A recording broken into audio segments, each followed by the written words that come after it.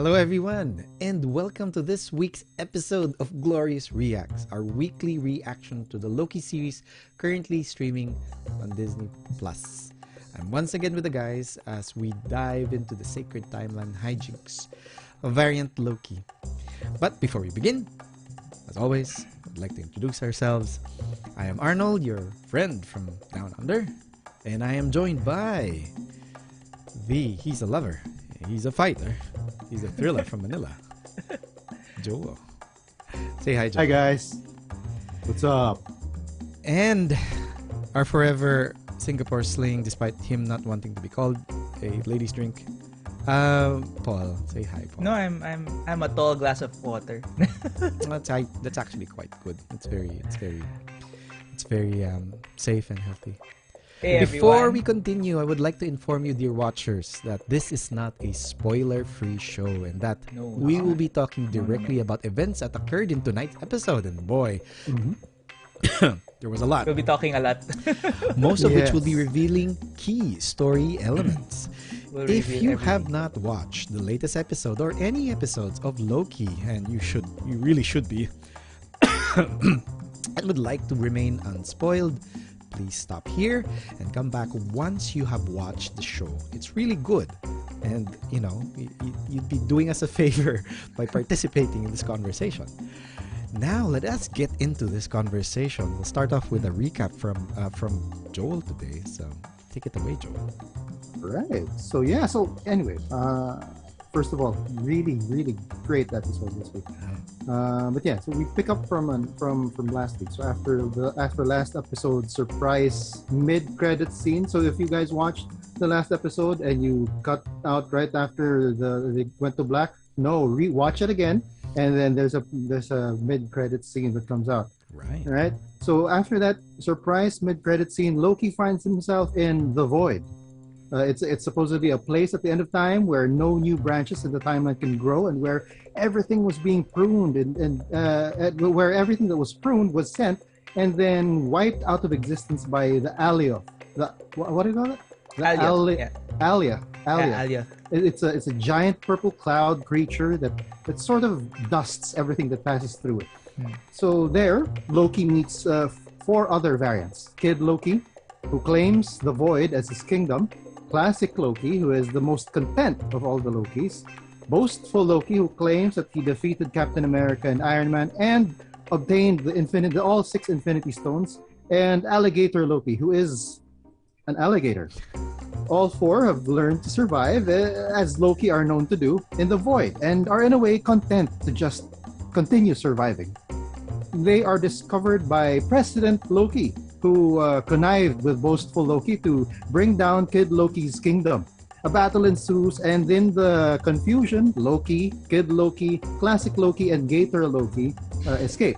Gator Loki. So many. Yeah, they are later on joined by Mobius, who was also sent there after he himself was pruned. And Sylvie, who decided to prune herself after finding out about the void from Ravonna. Sylvie figured that whoever is behind the TVA is most probably hiding past the void, as it would be the only place that the TVA would not be able to go to.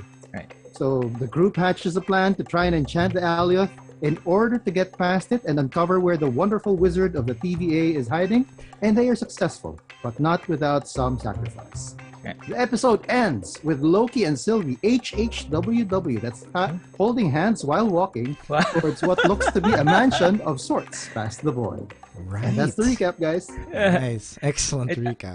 I just want to ask, there's no sway involved? No. sway. No, I don't No. think that I Okay. observed the whole clip. They didn't sway. It was Okay, a very, okay. very firm grip, no swing involved. Yeah, okay. It started first as like A light grip. Yeah, not like that, Certain- And then it and then became at a certain point they like this. This. Like this. Yeah. There you go. Yeah, we need they those powered grasps. up there. There is so much, as with the previous episode, so much has happened in such little amount of time. We are well and truly in the climax of this series. It is about to end. We have 1 episode left, but before we feel the impending conclusion, let us unpack everything that's happened, well, as much of it as we can in this episode, by starting with our likes. Yeah. Go for it, Paul. Give us something that really Okay. one of the So things you really I think out of all the episodes, when we're writing down notes, I think I wrote down more notes in this I one am than surprised, and I'm in obviously any of the happy. other episodes, because I love this episode so much. So much. So if you haven't watched the previous, if you guys haven't watched the previous reaction episodes, my reaction was I love the first episode. The second episode it started to dwindle on the third and fourth, and then I just went straight up on this episode. So first, I loved that classic Loki as the character that he is, and his backstory and everything, amazing. And and it's so weird, but I love that alligator Loki. He's adorable, right? He just is, tends to like, bite people's hands there off. was a scene where they showed him because he was laughing at the joke, because they say, "Oh, time pads. Oh, it's just everywhere, guys, right?" And then they were all laughing, and they showed the alligator Loki, and then they showed him laughing at our Loki. So amazing. I love that small. They had a small cameo for the frog Thor. Throg. Throg, yes, Throg. The cameo for Throg. Yep. Okay, but now down to the more serious note. So for this episode, I loved that Loki all throughout was consistent as the person that he wanted to become, or he because in the past episode, so episode 4, he realized that he can be a better person. And this one, throughout, there was no wavering. He never wavered once. He was like a hero. Like throughout this whole episode, he was the hero. And I mean, yes, Sylvie was also a big part of being the hero, but here you can never, you don't. I mean, there was a part where he could have just said, "Yeah, F it, I'll just stay here and try to rule this place as my kingdom." But he wanted to get back to the TVA so bad that he was willing to go out and face the Alioth by himself. He tried to Find some recruit sort the of other way. Loki. He had no Yep. plan, obviously, He going out. did not. Yeah, he did not. And he was always saying, no, there should be a plan. We're Lokis. We're supposed to have plans, right? So, but and more to that, he was his heroism, or his I guess positive vibe was so infectious that he actually gained friends in Even the other more so. Lokis. Made them. He was able to convince them to put their lives on the line to try to tackle this huge cloud monster, right? So this one was so good. This episode was so good. Now, so those that's for Loki. Now, moving to the other person who was gone on the 4th episode but came back. Yep. Mobius. Yep. Still very. I mean, Aren't we Owen so Wilson. happy that we're seeing him again? I wasn't sure it was him, but when I saw the pizza on the car, it's like, oh, this is definitely Mobius. But yeah, I mean, and Why? What's it the was, connection? No, his quirky. He's the type to show up in a serious event, in a in a car broken with down a pizza on top, right? So pizza Yeah. delivery car. yeah. And then I love that there were moments that the episode showed moments of reconciliation between Mobius and Sylvie, because he was the one hunting Sylvie down, and they admitted to each other that in some points in time they had to do bad things. So really bad things. Like Mobius said, we had to do what we had to do. So for him, it was the ends justify the means, and for Sylvie, it was purely for survival. And so it was something that neither of them would have never, I guess, be honest with themselves in discussing those things. Yeah. unless they were driven to this point. That was great. And my favorite, actually, this is my favorite part of the whole show. I mean, fighting the gigantic purple monster was great and all, but my favorite part was when Mobius was saying goodbye. That was when he was returning to the TVA. That was a great moment when he said, "Well, goodbye, Loki," and he offered his hand, and then Loki just thought about it, and then just gave him a hug. Of course. And goodbye, and he said goodbye, my friend. That was his just. first friend. Did you tear up? Yeah. Did you tear up? It was already here. Then I said, pressed down. Yeah, So it was pressed down the already- man It tears. was coming out. Pushing It was down. coming out. I said, Pushing down the man yeah. tears. but my favorite of that was when he said she looked straight into Sylvie's eyes and said, "You're my favorite." so it made our Loki think he was the favorite. Yeah, But because then he what heard it, but he didn't see what. But he where- didn't where see Mobius what he was. was referencing to. But I think that's a good part where my interpretation of that was it was because of Sylvie that this Loki became a better person. And I think that's why he says to Sylvie that she's his favorite, because she was able to influence and make this Miss Loki a better person, like a person that he knows he can be. Yes. And so that's why I that's what actually he said thought to that he whispered that to Loki. But then again, you're right. He was looking straight at Sylvie Yeah. Straight at- during the Yeah. hug. And it was like there was the hug, Yeah. and then he looked up. He Yeah. looked up. And he looked at Sylvie and he said, "You're my favorite." I guess So- it's more because Mobius has spent a lot of time with variant Loki, putting up with all his crap, studying him and knowing how terrible of a person is. Whereas Sylvie was really a question mark. Obviously, she was doing terrible things, killing all those men. And he was hunting her down as a question mark. He knows that it was a variant Loki, but had no idea who she was. And I don't think he ever did get to interview her at all. So there was no, 1:1 banter and all throwing all of those smart Alec quips. But if he did mean it that way, well, that's amazing, because that's almost automatic established relationship with Sylvie without even getting to know her directly. Because if I'm not mistaken, most of the information he has about how great of a person Sylvie is, in air quotes, came from Loki. Right. So okay. Yeah. Joel. Okay. So for me, I mean, even from that opening shot, after we get the recap, that opening shot where you're panning through the I wood. loved how in the opening sequence we're turned upside down and then counterclockwise. If you notice, it was counterclockwise. I know, I'm sure that was like on purpose. Yes. And that signified that something's off, something's wrong, because that's how we always it's off kilter. Your view is upside down. Something is amiss. Something is there's just something off. And that was a good start for the episode to remind us of what happened in the previous episode, and it sort of clues us in that there's still not everything is gonna be straightforward from here. There's still gonna be something.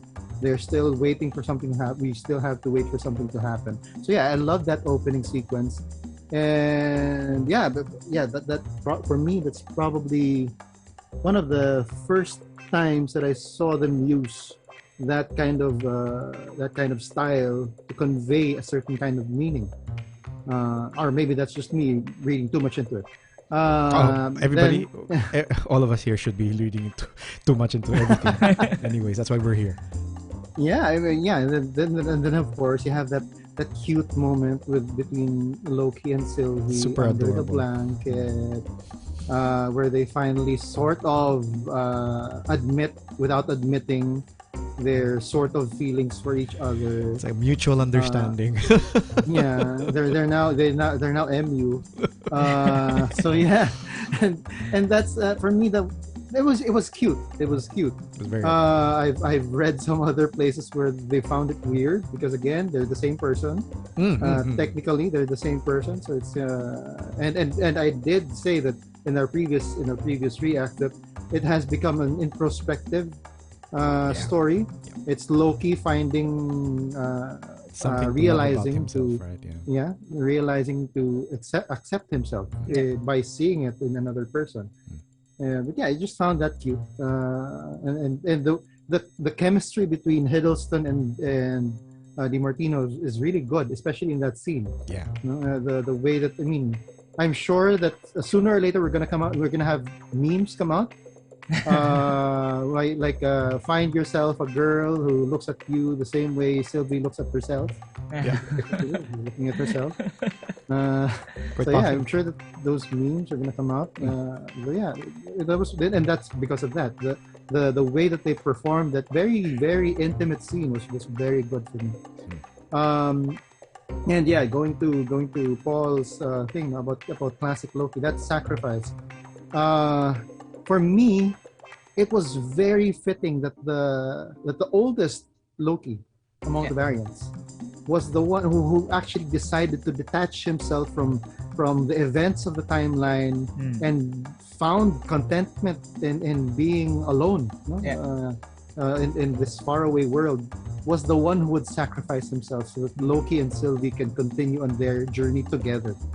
So for me, that sacrifice that he did, marked by that by using Loki's iconic line as like his final words. That really hit something. Like Paul, like it was already getting there. It was getting there, but then I had to push it down. Push it down. Yeah, you have to push it down. Right. And then along with that, of course, is the music during that scene. Yeah. The Ride of the Valkyries, or an adaptation of the Ride of the Valkyries, which is perfect because obviously the Ride of the Valkyries by Wagner is a musical explanation of the warriors, the story of the saga. The warriors of Asgard, him not being one, right? But everybody seeming to be looking up to them, even Sylvie as a young girl. Right? Sylvie and because in Norse, at least in MCU Norse lore, the Valkyries were the dudes in they're the pinnacle, they're Asgard, the ultimate badasses. They're the best warriors. Yeah, I don't remember it, but I did watch it somewhere that there was a clip where Thor actually, when he was young, wanted to be a Valkyrie because he thought they were the most badass. So that tells you, and then them using that music for this sequence really Loki, goes to show the epic nature of the sacrifice. Definitely. Yeah. And for Loki no less. Go ahead with the last item that you wanted to. Of course. It was fun looking for these references all throughout. It's the same with Paul, with Throg, no? And especially with it, him seeing, how cute that was, seeing Throg trying to reach for the Mjolnir. He was trapped in a trying bottle. To reach for Mjolnir. Oh my gosh, he was trapped in a bottle. Enough. And it was a cute Easter egg that the bottle had the label T365, which was a comic, a comic that featured Throg. And he was trying to reach Mjolnir, just out there. I don't know how he would have wielded that huge ass Mjolnir, but he was there, jumping, trying to get to the hammer, And then of course the Thanos copter. That came out. So it's something that showed up in the comics. It is weird because why would Thanos have a copter? And it was yellow. It wasn't even it was yellow. I guess he had yellow on him, like his armor was yellow. Yeah, yellow. He's yellow and blue. Yeah. So and you also have the Sphinx and the pyramid, which are of course. I'm taking it to be allusions to Chronopolis and Ramatat and of course Kang the Conqueror. Yeah. And we also have the Kree ship, that was there right before the final thing, where before they faced the Alaya. Yeah, The one they that- called it the Alaya. Alaya. At Yeah, first, the one that looked like a wall, right? Yeah, Yep. it was twisty on the side. Yep. It was a yeah. There was a helicarrier. Yeah, there was also a helicarrier. Yeah, it was just a bit of the heli. Yeah, all of these things that go to show you the expansive nature of what the TVA was doing. They were pruning from all over the world, And all over the universe, I guess, as well. all over the universe. Yeah. We were wrong about the budget being spent on episode 2. Or Yeah. was it 3? Episode Episode 3. It was spent Yeah. on episode 5. We now have the Yeah. scenic shots, the open, Yeah, the wide and area especially shots. when you've got like that cloud, purple cloud thing. Episode 6 is a bottle episode. Everything's just gonna happen inside the TV. It's gonna be on that manor, and that's it. That's it. Yeah. Well, it looks like it. Yeah. Adding Yeah, on those are- to what you guys have shared, and those were amazing. You just have to start off by saying that, hey, hooray, we're seeing Miss Minutes again. Missed her so much. You've been waiting for her to I have show been up. waiting for 3 And she episodes. she got a lot of screen time this time. Yes. She was actually quite useful as well. I mean, everything from delaying, acting as a diversion and delaying was so obvious. But Yeah. But it was so cute how she was like trying to flip through the files and looking at the sure, translator. okay. She was just playing along. Anytime now. Exactly. So yeah, great that she's back. Obviously, she's gonna be featuring after Renslayer gives her that assignment and trying to get back all the information at the beginning of time. That'll be interesting. We'll finally, hopefully, understand where she what's her participation in the entire organization. Is she as clueless as Renslayer and everybody else is? Is she purely a product of the entire machinations of the TVA, just like the android timekeepers? Maybe. It's still very much possible it was Miss Minutes all along. We're hoping that's not the case. We'll find out, I guess, in episode 6. The existence of Alaya, for me, further strengthens the connection to Kang being the guy that we're building towards, whether he shows up next episode or not. Alioth being a creature that Kang bested, as it is apparently another trans-dimensional, trans-time creature that had an empire larger than he did, that Kang did, and he's actually called the Supreme Time Being, whatever that means. So he's just a giant purple watchdog now, and we'll get into that later. I was right about the recruitment drive. Hooray! So one of the things I expected was he's gonna go around wherever he showed up. He was gonna go around and try to rally the troops. In this case, all of those Lokis. My gosh. The talk. He was trying to really sell the idea, and just everybody just started laughing. That sequence where Loki Gator even laughed. I wanted to point out also that everybody had goblets, except obviously for Loki Gator, who was inside the drink. The drink. Oh, No. He was in the pool. There was a carton. And they were there's a Well, they carton were that you pouring. press. No, he was in the Yeah. drink. The pool was the goblet. no.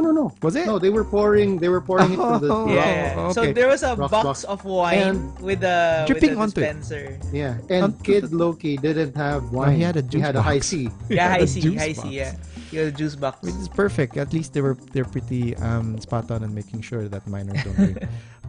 Then again, I mean, killed Thor, but still drinks high C. Yeah, So Yeah. come on. There's a reason why he's a variant and he's the king of this kingdom.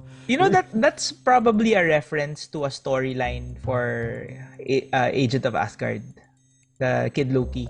I don't yeah. remember 100%, but I think he does something similar in Not the just comics. killing Thor. Not killed Thor per se. I don't know. I don't remember because I didn't read it too much. But I only read like the ones that are tangent to big storylines. So I'm not sure. Yeah. Okay. Yeah. The Loki and Sylvie scene that Joel already pointed out, both you guys pointed out already. We found very, very endearing and adorable. I too was among the people who found it very awkward in the beginning that, hey, you're ending up liking yourself. But in this case, since by the previous episode, by episode 4, we've agreed that maybe it's now a lot easier to identify both of them as individuals rather than the same guy, the same person. By this stage, it was so adorable seeing them try to navigate the social awkwardness. They were the two most social awkward people, considering the bravado that you'd normally see Loki and the how he would be. He had this penchant for the cinematic and being the center of attention, and here he is trying to connect with just one person, and he did not know how to do it. Both of them were. It was a lot easier to explain away the social awkwardness of Sylvie being a child who had to hide for all of this time alone. She grew up in apocalypses, so she had no way of actually establishing relationships.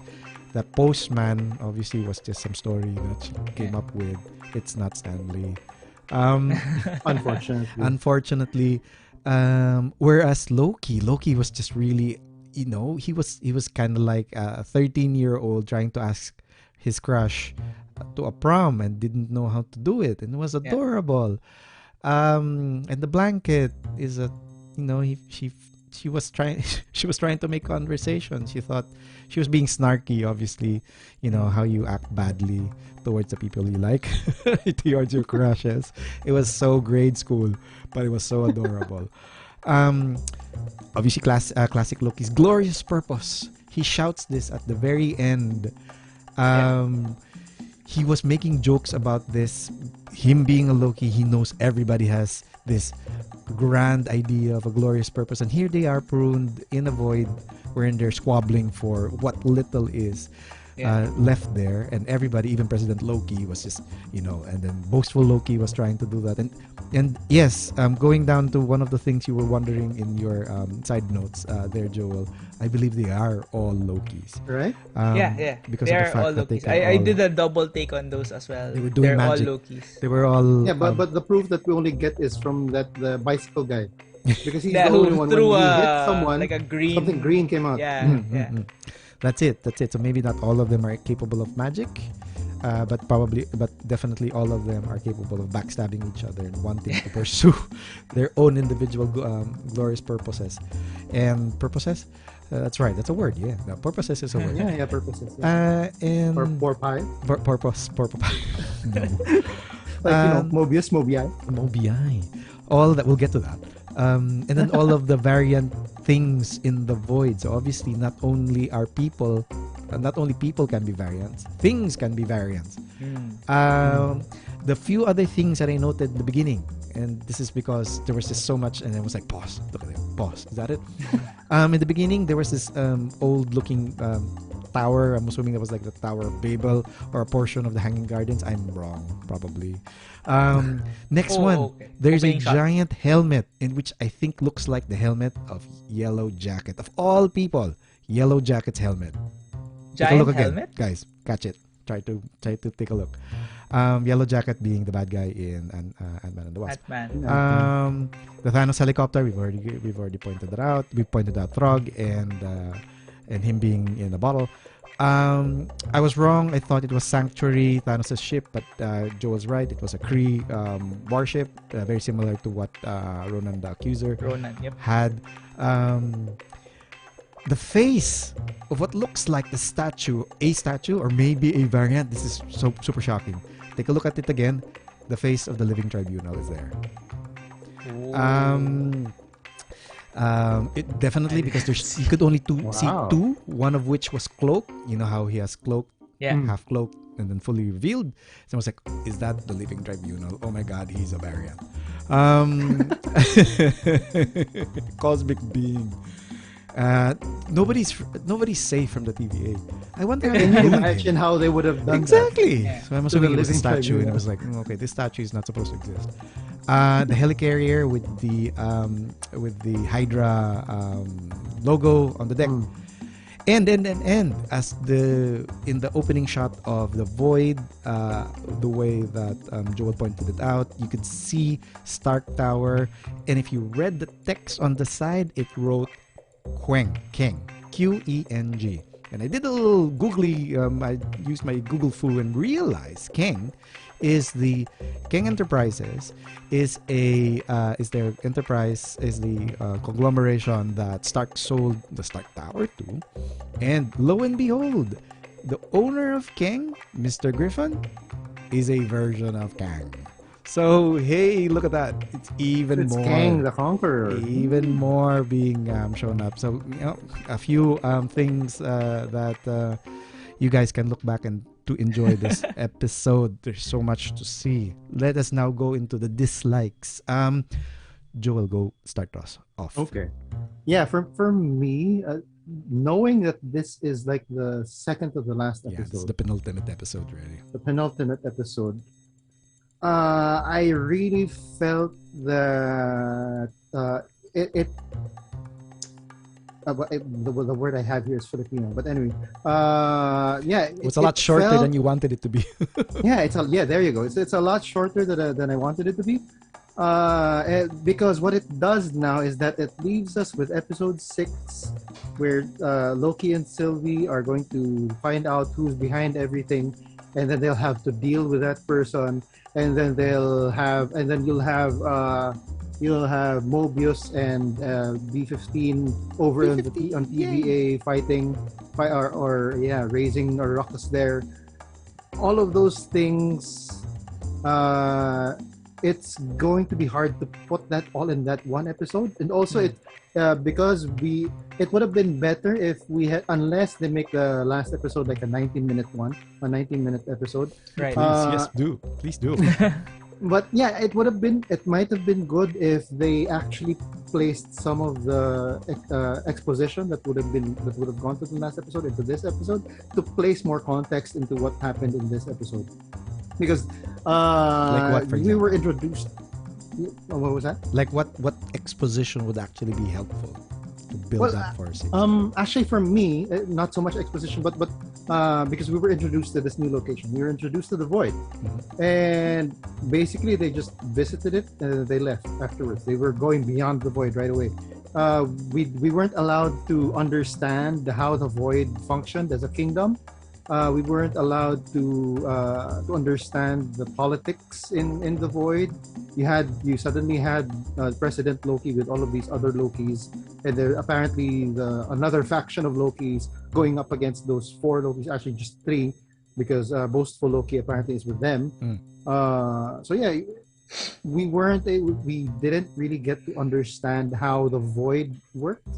I felt that it would have benefited from some more explanation, some more storytelling in the Void, and as much as I appreciated the way that they portrayed how the 4 Lokis were supposedly content with just surviving in the Void, I didn't feel their, how would you call it, despair, or their loss of any hope to get out of the Void. Them leaving their Loki-ness.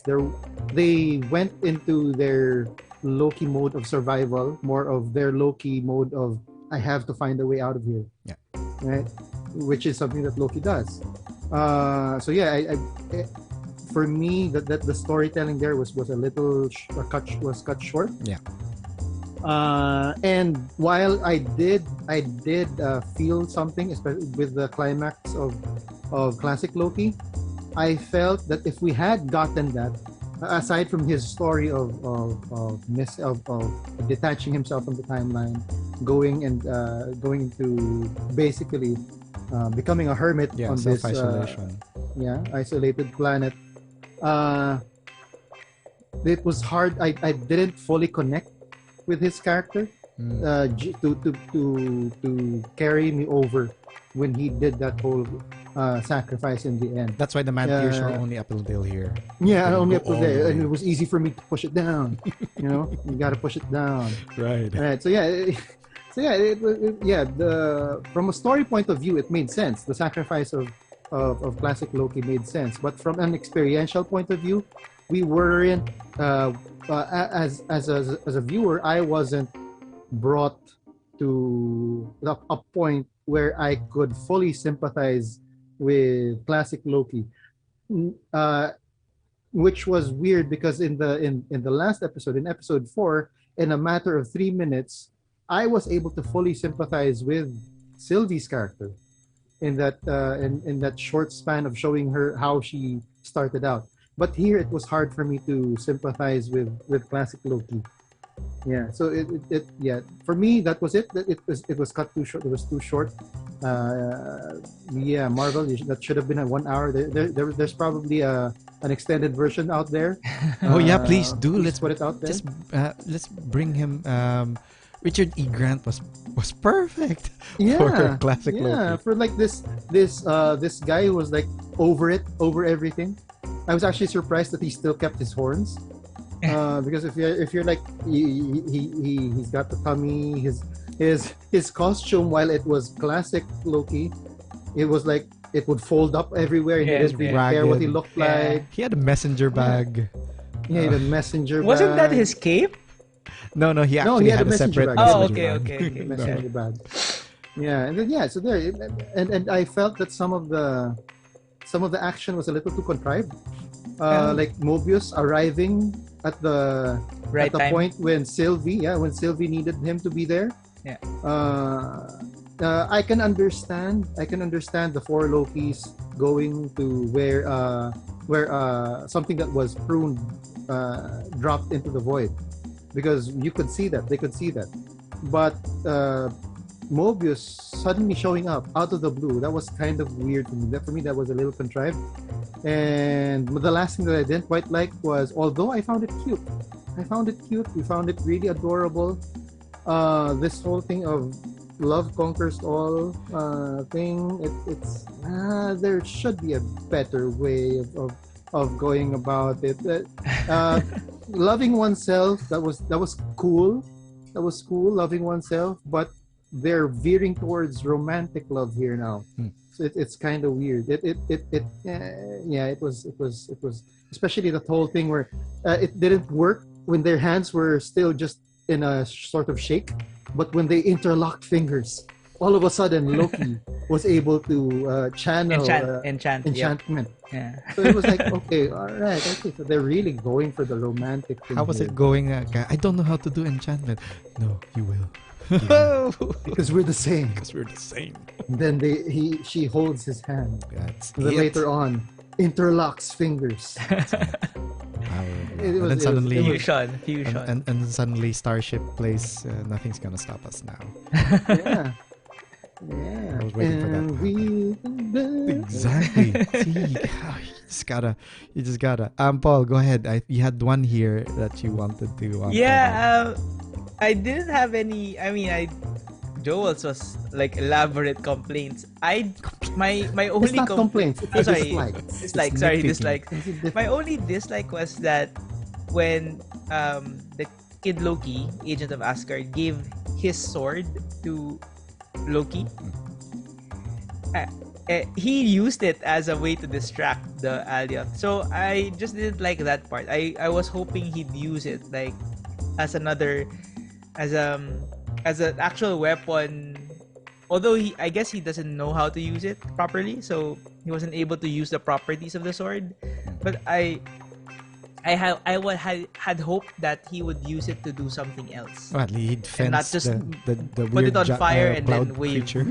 especially after we see the trailer where they intercut that him pointing at it, and then they intercut it with that battleship shooting something of the same color. So you figure, okay, so he went on the ship and he pointed it out, and then something fired. Yeah, no, not exactly. I was hoping he'd be fighting, not distracting, right? So, and I guess in the same vein, I would have hoped that he'd stick to this, to providing like a distraction, and Sylvie being able to just enchant the creature on her own. So I I mean, Not with the power of interlock fingers. not with the power of both of them. So I wanted both of them to have their own high moment, or like their own part in this Individual. encounter, and have their individual strengths being played, not fusing together to perform something like a Power greater fist. magic, right? So that's my only problem. My only dislike. Although if they, I mean, and even if they did that, even if they had each of them had a role to do, that wouldn't take anything away from Richard E. Grant's Loki having to sacrifice himself to give them more time to perform what should they still were have doing. happened. Yeah. So that was my only dislike. I guess my I'd like to add a bit on that, not to defend, but more just because it's been laid out on the previous episode how the weird Nexus event occurred only because they had that moment together. There's Yes, strong connection. that strong connection. So Yeah. maybe They it built a does dream feel together. a bit clichéic and rather like what Joel's saying, there could have been something else. I don't know what that something else is. I guess we just feel a little bit cheated by using such an old trope. But it is very unlike Loki. So I guess that's the new bit of it. Right? But definitely, definitely very, very So- valid. Okay, my problem with that, right? So I agree that because of their strong bond, their strong connection, they can cause a Nexus event.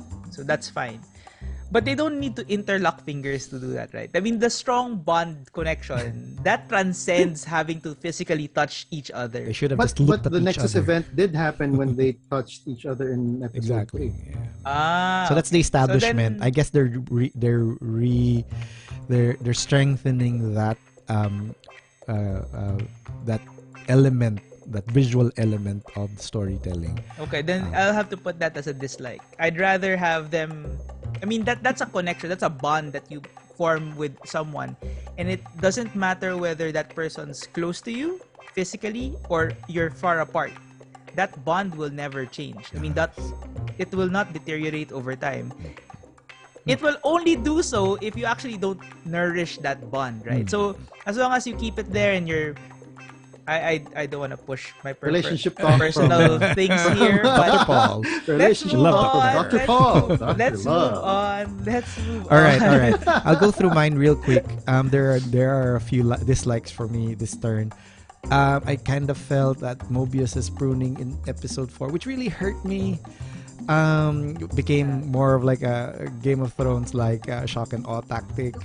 Yeah, it was like they were just going through. I they know this wanted speed to okay, through things. let's shock you with this. Now we'll shock you with this because it's a roller coaster ride. They wanted episode 4 to be a roller coaster ride, and they wanted people to get what Mobius, and now his pruning felt very.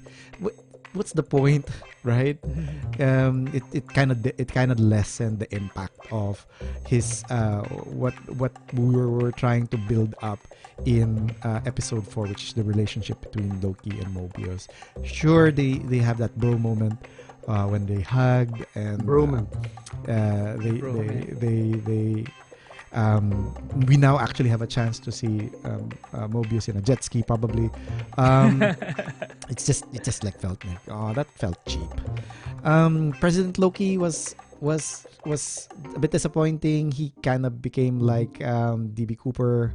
We saw him got excited in the trailer, but he gets his hand bitten off. He becomes Captain Hook. Same reason, alligator. He's not that. Oh, and it's a ticking clock. Maybe time related. Oh, yeah. Right. It was a ticking clock, but different kind of animal. Alligators have round snouts. Crocodiles. Round Oh, is that the other way around? I don't know. Yeah, They're different it's creatures. Yeah, alligator that's that right, has that's round right. snout. And then Crocodiles have pointy crocs have snouts. Yeah. There you go. Straight. They're different creatures, but hey, they still lost a hand. Probably somebody was just being very on the nose on that one. So nothing beyond that. He just probably gets killed off by the other Lokis. No breadcrumb yet for Kid Loki. We are expecting him to somehow get this Loki at the very least, to somehow get linked to the Young Avengers. Maybe this is a season 2 thing. Joel and I were talking about what season 2 will be like. Maybe we can drop a few more ideas when we go to expectations. But yeah, he just vanishes, right? Along with Gator The Loki. Croc. But yeah. Gator Loki. Yeah. So maybe because we do expect him to show up again later on. And finally, no other Mobius. He's still one and only. Well, not yet. We don't know. We Still don't waiting know. for the horde of Mobius clones to I show mean, up. I think one Owen Wilson is enough. That is true. That is true. There's only so much ka-chow and wow you can actually do in a single show. Wow, chow, meow. It's just so him. It was just so him. Going back to the lessened impact of Mobius's pruning as an effect of that episode, the memes that showed up were just very heartfelt, which kind of now kind of like it kind of lessened the impact of those. Yeah. Expectations. So obviously, we mentioned at the top of the show that this is the penultimate episode. There's just only so much story we can have on episode 6. We know that there's gonna be, well, we were hinted on, or there were stories. I didn't have time to validate again that season 2 has been green lit. I don't know what season 2 will be like. What are our expectations for the last episode and probably beyond? You know, Joel. they're probably gonna show it was Jack Sparrow all along. That ship. He got trapped again. It was the Flying again. Dutchman. This is where the Flying Dutchman hides every time it Yes, vanishes. it was actually He and the Black Pearl got trapped again to some remote location. Now he has to find the way to get out of it. Yeah. He'll have to. He is a very Loki-like character. Jack He is, Sparrow. yes. Yeah. Expectation was, so I think we all know it's going to be Kang. I mean, at the very end. I think that's more than. So we are you have more expecting- evidence? Like Are you more than enough expecting a evidence to go. reveal, an actual reveal? Are you expecting a side face glance, kind of like Thanos? Thanos I in, don't think it's gonna be, and I don't think it's gonna be Avengers. a movie. masked Kang though. I think it's gonna be like a normal looking Kang. Maybe like the clothes would be a little bit more spaceman like. But I think they're gonna show the actor's real face, not the purple mask that he wears. Blue mask. We had a blue mask. Oh, sorry, the blue mask. Yep. I was thinking of Baron Zemo. Of course. How can you Because not he's the think best. about that guy? Because he's the best MCU villain. It's Baron Zemo all along. And I don't think it's going to be. I think the conclusion is going to be a cliffhanger of sorts. They're probably going to close off the whole who decided Loki's or the variant Loki's are being pruned, because the number one question I still have is, why are the Lokis being pruned? Because in this world, in the void, it's all Loki, right? Okay, so you see Mobius. Maybe he was collateral damage, but the purpose of the TVA was just to prune Lokis. So why? And then this thought occurred to me: what if Alioth, if they're not using the Alioth, if they're not using him as he was created in the comic book as another king, king type who's working against Kang, or who has a temporal kingdom that rivals Kang's or is bigger than Kang's. If they're not using him for that purpose, the thought occurred to me that maybe this is another variant Loki that the big bad is using just to eliminate everyone that comes into the void.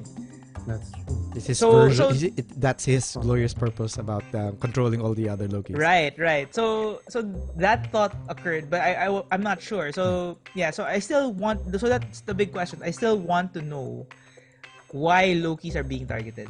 No, that's a very And I think, valid and then point. I think that's the very, like that's the whole plot of the whole first season. And after that, then we'll be able to, and then after they answer that, then they'll probably go dust snippets of what to expect for the next season. So that's basically my. It's very I think because of this episode, after this episode, it's a little bit straightforward. I mean, the path that the show is going to take has been laid out already, and I think it's like a straight shot to the end. It's not gonna curveball on the 6th episode. I don't think, it's highly unlikely that they're gonna throw another weird curveball on the 6th episode. Just because if they do that, then what's the purpose of the of the whole setup, right? So yeah, I think it's gonna be a straightforward conclusion for this to answer the biggest question on why Lokis are being targeted. I hope they answer it. Do we expect an explanation or finally an answer as to what Sylvie's Nexus event was? Do we think there was an I hope actual so.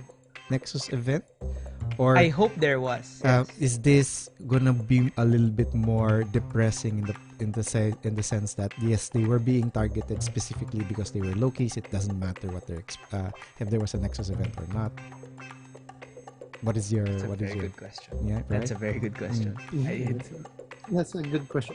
I do hope that Sylvie had a Nexus event. He was Sorry, just before playing Joel Barbies, continues, Valkyries and Dragons. what I wouldn't want them to do is that that her Nexus event was her being born as a girl. I hope they don't go that route.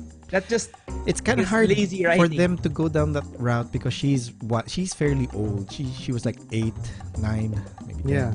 before the before the TVA showed up, right? So something happened.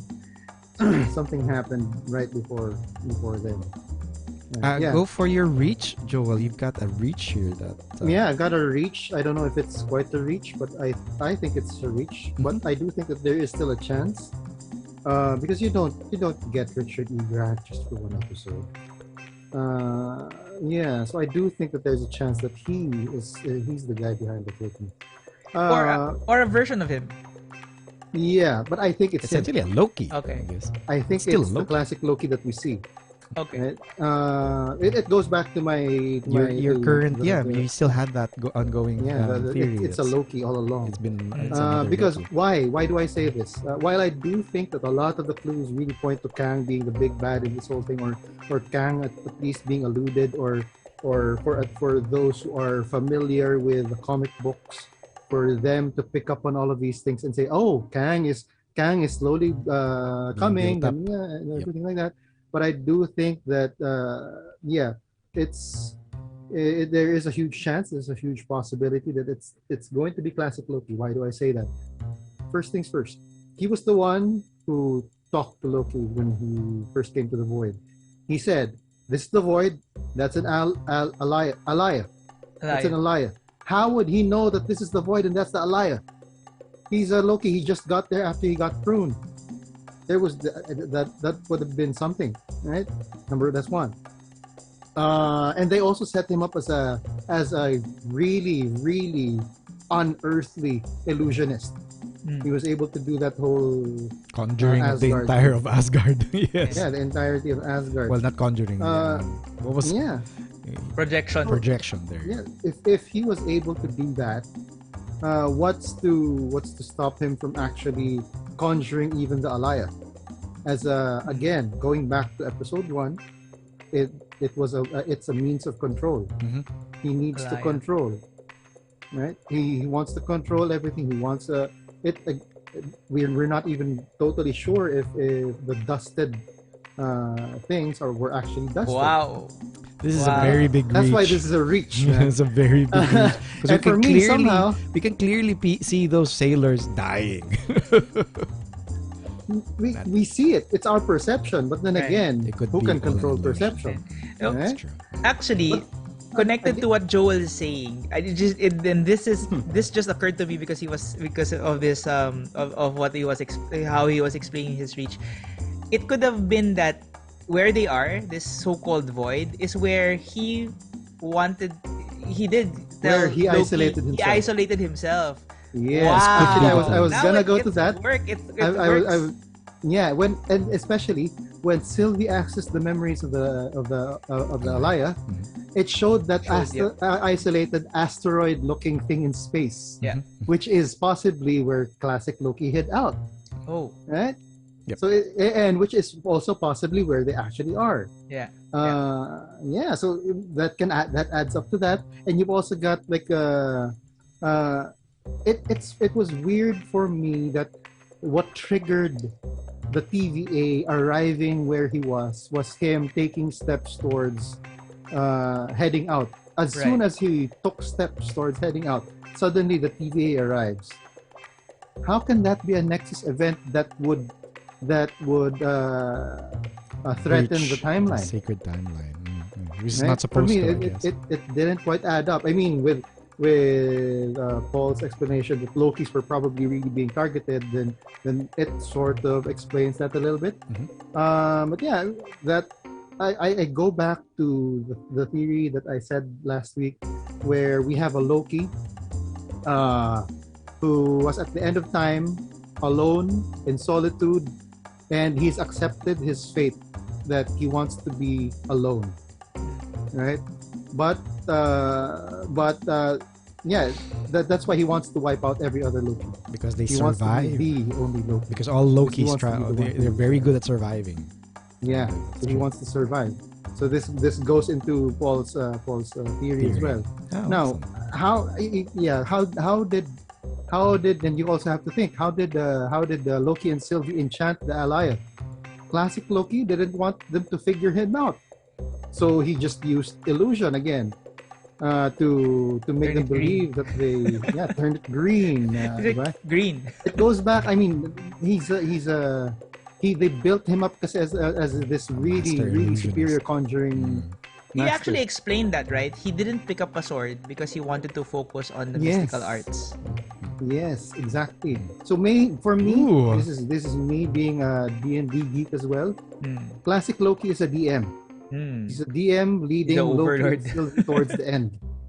Right? He and there may have been a change of heart in him. Right?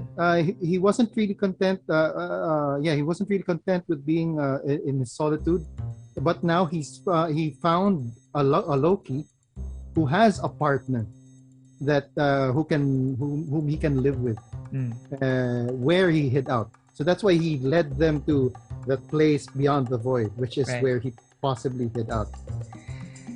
Wow. Okay. Wow, that's my reach, guys. This one, that's actually a very good. Obviously, they're plausible. Is that Kang? Yeah, very good. I can Of see course, here. because of all of the clues. There was an old reach here that said it was Ralph Boner, but thankfully he dropped that. Yeah. It could have been. It could be Boner all along. Because of what Joel said, I didn't write anything, but I'd probably add to my list now because of how Joel expertly explained his reach. It was a Loki. Yeah. So I think what I would change, and this was probably going to be my reach, is that what I would change is that Richard E. Grant's character is actually not a Loki. He's actually Immortus. Or whoever's the he who survived. What was his name? Yeah. He who remains. He who remains. There you go. Because I think Immortus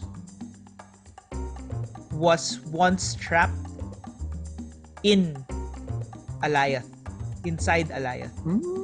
He was trapped inside Alliance. But because he was trapped inside Alliance, he was able his powers were augmented to equate that of Alliance because he had to survive within him. So you're saying how he was able to capture him. They were like they fought forever as he right. like that, yeah. So I don't know. So because of how Joel explained it, now I kind of think like, okay, maybe then. So my reach would be, it's not the Richard E. Grant's character is actually He's not a Loki. Immortus. It's not. He's not. He's pretending to be a Loki, but he's not a Loki. There we go. So many. And Still, I pass my turn to you. in the Arnold. end, No, in the end, there's last, still even two bigger old reach. guys. Even bigger reach. Oh my gosh. It's Mobius all along. Oh no! Oh We no! leave Mobius. We leave Mobius alone. We want him to have a happy life as a ski salesman. You know, driving as many jet skis as he possibly No, could. Right. Not Mobius. I'll round it off real quick. For my expectations, definitely we'll be seeing more. We'll be seeing the TVA burn, just like what Mobius wanted. He's gonna burn it down. Burns his ground. So he's gonna link up with B-15, which thankfully we've discovered did survive the alcohol. with a With a little cut in the lip. break in break in her, she probably clocked a punch that took her down, and that was pretty much all she got. She did let go of one very, very stinging remark to Renslayer as she was being interrogated. She says here that you only want it while she needs it. She was referring to why she thinks Sylvie will be able to get to whoever is behind the TVA before Renslayer does. And it's because of her conviction. Sylvie's conviction is based on the need to understand why she ended up alone. And this entire experience was because somebody decided that she needed to be pruned. We discovered one more thing about Renslayer. Apparently, she's also in the dark. Or seems still to be big in the dark? question marks around that. She's very cagey, very uncertain about what's going on. So we and then here's my reach. I actually decided on coming up with a reach this time. My reach is that the reason we finally get a better understanding of why Renslayer is even in this story. I was telling to Joel earlier that I felt Renslayer is the most flat, undeveloped character in this entire 6 episodes. We've gained absolutely nothing from Renslayer apart from knowing that she had a past in the TVA as a Minuteman, and she's worked her way up. And this is where my reach actually is built on. I believe, or I expect, that we will find out Renslayer is not a variant. Renslayer is in the TVA willingly because she's on a different mission. Something has happened to her in whichever past, present, or in this case of Ravonna Renslayer's reference in the comics, future. Something has happened that has brought her to the TVA. She sought something out. She probably is seeking out the timekeepers themselves, or she maybe has. If it is to be believed that she had no idea that the timekeepers were being controlled by something else, somebody else, then maybe she was trying to understand and gain more trust so that she can get into the inner workings of the TVA to understand the reason behind whatever happened to her. So maybe we will get an idea of that in the next episode. Or it could be the entire story of season 2, you know. Actually, going to season 2, it's also possible actually that we won't see what happens in the TVA side. They're gonna cap off what happens in the Void for season 1, and then season 2 will be Loki and Sylvie going back to the TVA and leading the charge there. That's something. That's true. We season 2 needs to have a Loki because it is called Loki. Yeah. So as much as we would like Mobius and B-15 maybe to lead the charge and let TVA burn in glorious revolution, maybe come back. I guess we can cap that with that. Is there anything else that we want to add to our expectations? One more episode left.